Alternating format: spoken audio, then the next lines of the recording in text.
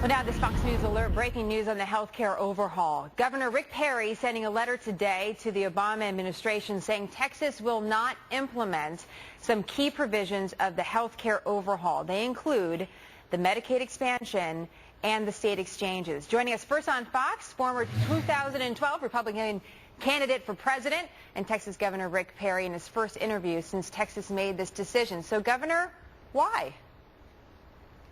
Well, if anyone had any doubt, we wanted to put it clearly to bed that Texas wasn't going to be a part of it, expanding, socializing of our medicine. So we're not going to participate in exchanges. We're not going to expand Medicaid.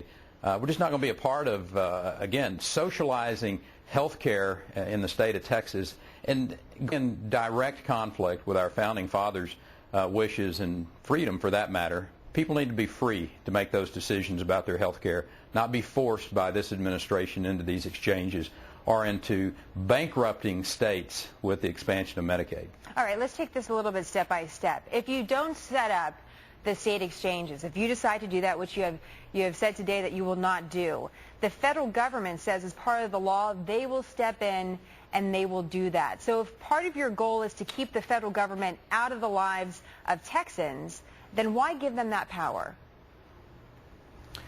Well, the bottom line here is that Medicaid is a failed program.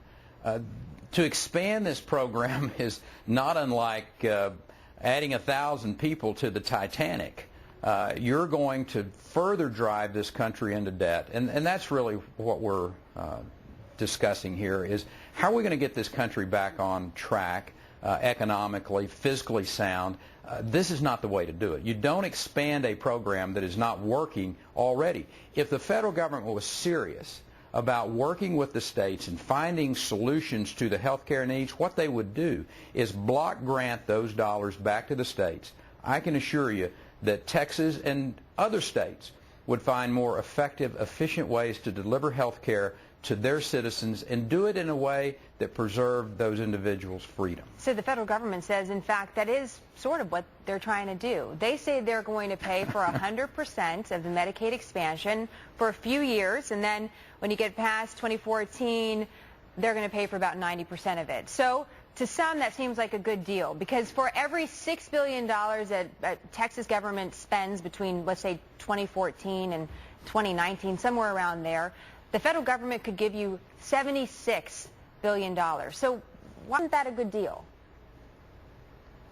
Well, I'm always intrigued with the concept that there's free money out there and that we can pour more money into a program that has already failed, and somehow or another we're going to have a different result than what we had the first time.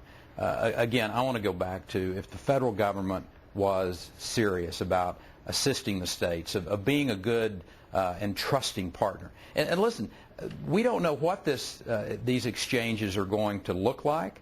There's still a substantial amount of wording in this legislation that I'm pretty sure Congress is just now reading for the first time, and that we're being forced to try to participate in. And this would be like, let's sell you a house. And the federal government's going to take care of all of the contracting on it. If you'll just sign here on the dotted line, we know the fine print's not finished yet, but trust us. Well, we don't trust this administration, and we don't trust Washington, D.C. To be able to deliver health care in our states. If they trusted us, they would basically block grant it back to the states, and we would do a substantially better job than what you're going to see with these exchanges and with the expansion of Medicaid. So let's talk about solutions then. According to a new federal government report, I know you've seen this, Texas has ranked last when it comes to health services provided by the state. I know your folks have come out and aggressively said, hey, you know, this is not something that we necessarily agree with for obvious reasons, but the facts are 1 out of 4 Texans is without health insurance. 1 out of 4 Texans is on Medicare or Medicaid. The health crisis is a big crisis for the country and for your state. What is the solution? Well, let me address this issue. You don't have people come from all over the globe to the state of Texas for their health care. We got some of the finest health care in the world, whether it's MD Anderson or UT Southwestern. I mean, some incredible health care facilities in this country. So the idea that this federal government, which doesn't like Texas to begin with, to pick and choose and come up with some data and say somehow Texas has, the worst health care system in the world is just fake and false on its face. The real issue here is about freedom. And the state of Texas has decided through the years that we have the best interest of our citizens, not the federal government, and that if we can make those decisions in Austin, Texas, and at the local level, we'll best deliver health care for our citizens. How, Governor? And the idea that, well, every Texan has health care in this state from the standpoint of being able to have access to health care. Every Texan has that. How we pay for it and how we deliver it should be our decision, not some bureaucrat in Washington, D.C. that may have never been to Texas a day in their life, or for that matter, in any of the other 49 states trying to mandate this one-size-fits-all health care. It is not going to work. It is a failed system. Block grant back to the states if you want to see success and effectiveness in health care delivery in this country. Governor, one of the things that you mentioned is that Texas is really a magnet for a lot of folks. Are you okay with your hearing, by the way? I know are you able to hear us all right, Governor? Let's go ahead. Okay, yes, just want to make quite sure. Good. It always works better that way when we can both hear each other. You mentioned that Texas is really a magnet state for so many reasons, and we've talked a lot about Texas on this show because of the economy, because Texas has really provided a place for a lot of businesses to come and families to set up shop. And one of the things that this health care law does is it says to small businesses that have more than 50 people, hey, listen, you have to provide health insurance for your employees. What do you say to a small business owner that brought his entire business to Texas and has grown it there and now wants to shop in the exchanges to provide health insurance for their employees, but they can't? What do you say to that person when you say, listen, we're not going to set up these exchanges? Well, I say to them that they moved to the state of Texas for freedom.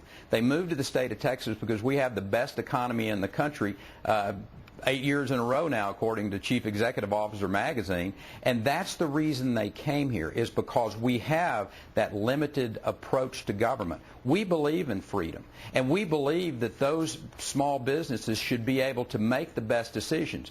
If the private sector wants to set up, if the private insurance sector wants to set up these types of ability to trade across lines and what have you, I think they ought to have the ability to do that.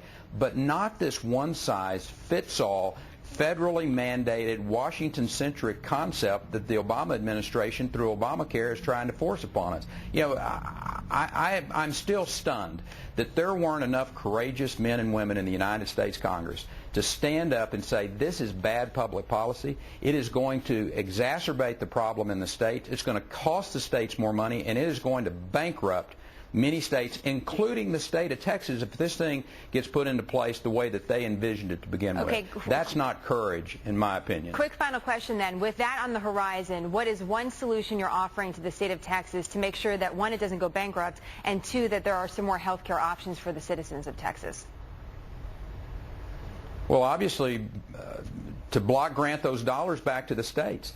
That is the single most effective way to efficiently and effectively allow health care to be better implemented in the states. It doesn't make any difference whether you're California or whether you're Colorado or whether you're Mississippi or Florida. All of those states best know how to run their health care. You block grant those states those federal dollars back, and we will have better, more efficient, more effective health care in this country. Governor Perry, I know you haven't received a response yet at the White House on your letter you sent just about 2 hours ago. We look forward to hearing from you when you do potentially get that response. Well, hopefully this administration will, in fact, respond. Thank you so much for your time today, sir.